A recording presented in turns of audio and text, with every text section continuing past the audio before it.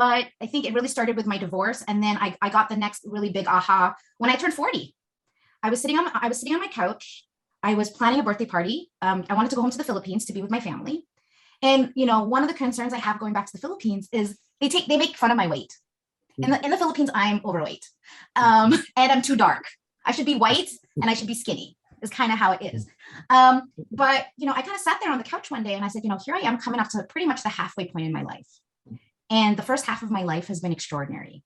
I've met the Queen. I've sang for Maya Angelou. I've done I've hit some really huge income goals and I've won awards, all that. But I thought to myself, if I were to die right now and I got to the pearly gates of heaven and St. Peter looks at me and says, what did you do with your life? There wasn't anything that I could pinpoint that I was super, super proud of other than the egocentric accomplishments. But really, I was like, where have I really given myself over to something that is worthy of my life? And I realized I hadn't done that yet. I realized up until then, I was working in software, I was making 6 figures, I was winning free trips all around the world. Like I had a really great life and it wasn't enough for me. And I felt like how the part of me that was showing up every day was a very, very small part. Like I would say 2% of me was showing up every day. And so I thought to myself, okay, well, if I could rewrite my life or if I could hit the reset button at 40, how would I want the next 40 years to look like? How would I want to feel? What would I want to be doing? What would the perfect day be like? What kind of life, what kind of marriage do I want? And so I just started to create that. I put myself into another seminar. I hired a trainer and I went on a diet and I lost 25 pounds in like 5 weeks. I went to the Philippines and everybody was like, their jaws were on the floor. Like, holy crap, you look amazing. And I felt really great, not only on the outside, but really in the inside. And that's when I was like, okay, Jeanell is starting a new life right now. She's going to do whatever she wants to do. And there's no rules. And I'm going to create something that no one's ever created before. And I just really focused on what if all the love that I could conjure up could be packaged in a way that would be a gift to the world, what would that look like? And so that's how I became a coach.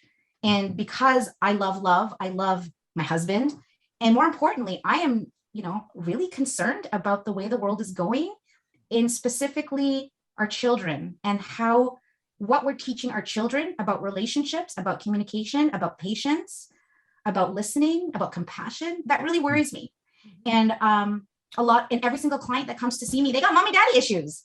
So I'm telling my clients, like, don't do that to your kids. And, what kind of role models are you guys being to these children, these little people? They might not understand, or you guys might not be talking about necessarily what's wrong, but energetically, they know something's up. They know the space is not safe. And I think at the end of the day, not only do we need to do that for each other in marriage, but we got to do that for our kids too.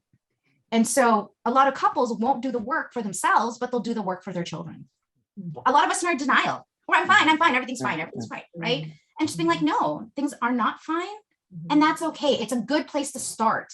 I feel like usually the first session with my clients is a bumpy one because we're talking about all the things that aren't working. And oftentimes if someone is complaining about something that they don't like about the other person gets defensive. And, and I say to them, like, listen, this is we're not here to poo-poo on you. We're really here just to assess if you're looking at a house and this house needs a renovation, we need to go around the whole house and make sure we know everything that's wrong so that we know what we need to do. The other thing I tell my clients right away is it's not your fault. It's not your fault that you have these, especially around communication. It's not your fault that you have these issues. We all have these issues on some level or another. That's what being human is, right? Our ego's in the way, our fears are in the way, our memories are in the way, our bad habits are in the way. There's so much that is against us. And so unless we're willing to do the work to change, to grow, to be uncomfortable, and to look within and go, okay, I'm not perfect, and that's okay. However, there is so much room and opportunity. I have this, one of my favorite sayings is, don't be bitter, be better. And I think just owning the fact that we don't feel like we're good enough, that we don't feel like we're smart enough, to admit that. And so I do this with my husband all the time. There are moments when I catch myself and I say to my husband, honey, you know what? I just noticed myself getting triggered right there. And what came up for me was a memory about my dad. And so when you came to hug me and I kind of got a little bit, that wasn't you, that was me. I love you. You didn't do anything wrong. And so I'm always assuring my partner that the stuff I'm dealing with is mine and has nothing to do with him. And so he doesn't have to get defensive. He doesn't have to worry that our love is on the line. He just needs to know that I'm just dealing with myself, and that's okay. And I do the same thing for him. Right? You're saying this stuff, and I can just picture people in my mind, right? That I'm fine. I'm fine. Just like you said, right? I don't need to do that, or they just, broach over it, or just talk about something else, change the subject, whatever. There's this resistance factor. Yeah. So what can we do about that? Yeah. Well, yeah. Growth and change is so uncomfortable, right? I want to talk about change for a second, because this is a question I get all the time. I want to change, but how? Where do I even begin? And, I tell people, yeah, you want to change and you don't know how, and you can't, because every time you try, it's like you have a dance routine. Okay. And you've been doing the same song and dance for 20 years. And now you're going, okay, I need to make up a new routine. Right. But because all you know is that one routine, that's all you're going to keep doing until you say, okay, I need to hire a new dance coach who's going to teach me a whole new choreograph and teach me steps that I don't know. And, even maybe get me out of my comfort zone and actually level up my dance skills. You're going to just keep spinning your wheels and keep feeling like you're not getting anywhere. And I think that's one of the biggest misconceptions and frustrations for couples. And they go, well, my husband said he was going to change, but I haven't seen any change, therefore he's not. It's like, no, he probably does want to change. He just has no idea how, because his behavior pattern has been this way for so long. And so who I say I am for these couples is an interruption and a disruption to the mediocrity of their thoughts. Thinking back to the incident when you're 9 years old, which is pretty traumatic. I had my kids in my mind as you told that story, and it broke my heart to hear it. But then also the divorce situation, all that stuff, right? How long did it take you to get to where you are today? How much work did you really have to do to move through all that stuff to get to a point of healing in your life? Was it an overnight? Did it happen? How old am I? It is still today. I still do the work every single day. I probably do it 20 times a day. And so it's what I say to my clients. I'm like, I'm no different from you. I still have my shutdowns. I have my defense mechanisms. I have moments that I'm a jerk. The only difference is that I'm able to catch myself faster and I'm able to get out of it quicker. That's the only difference. I just have more tools. And a willingness to learn from it, right? And grow from that. Yeah. And I think one of the two biggest things that I have learned this year for myself is surrender. Oh, that's a big one. Yeah. And compassion for myself, compassion, forgiveness. And I think forgiveness is such a topic that we don't talk about enough. I think it's something that couples don't understand, or even just people in general understand. Why is forgiveness so important? And so I actually have a daily ritual that I do where I sit down and I go, what do I need to forgive myself for today? I think that there is a concept around forgiveness that people don't understand. I think there's so many there's so many facets of forgiveness, but I think the one that people forget is that forgiveness isn't for the other person. Forgiveness is for yourself. You don't need to ask. The other person doesn't need to ask for forgiveness. They don't need to apologize for you to forgive them. Right. Because it's not for them. It is for you, so that you can break free from the prison of this emotional heaviness that you've been carrying, that the other person probably doesn't even realize that they've been impacting on you. But it's up to you to let go of that. No one can do that for you. The other person can say, I'm sorry a bazillion times. And that doesn't necessarily impact your feeling of actually forgiving that person. That is an inside job. And it's a tough inside job because we get so confused with that old paradigm or that old story of what forgiveness is. Yes. So, and then the other side of it is, being in that uncomfortable place doesn't feel good. And we try to ignore it and avoid it and deny it, rather than actually leaning into it and going, okay, what's this actually about? So I think, courage is such a huge component of forgiveness and compassion. Yes.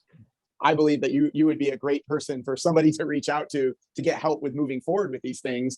You definitely have a lot to share, and I love your passion. And certainly, it's like, I remember those old things where they say, well, I forget how the commercial goes, but I think it was like the hair thing or whatever. And it would say, well, I'm also a client, right? You have lived it. You're not just doing it, right? You have actually lived through it. And a lot of times, honestly, with life coaches, I'm a coach as well. We get that whole thing of like, well, life coaches haven't really, they're still dealing with stuff themselves, and yet they want to help me. Well, that's not something that they can say to you, Jeanell, right? You have lived through it. You've been doing the work. And so you have the evaluated experience to come along with what you're doing as a coach. And that makes you extremely powerful, right? Because now you can help people heal and go through their transformation and their journey as well. So tell us a little bit more about what you do and how how potential clients can actually reach out to you and start their journey as well.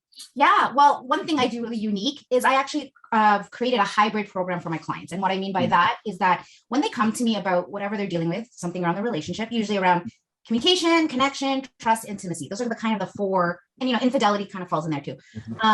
But my strategy is, listen, let's work on you first. Let's put the relationship aside for a second.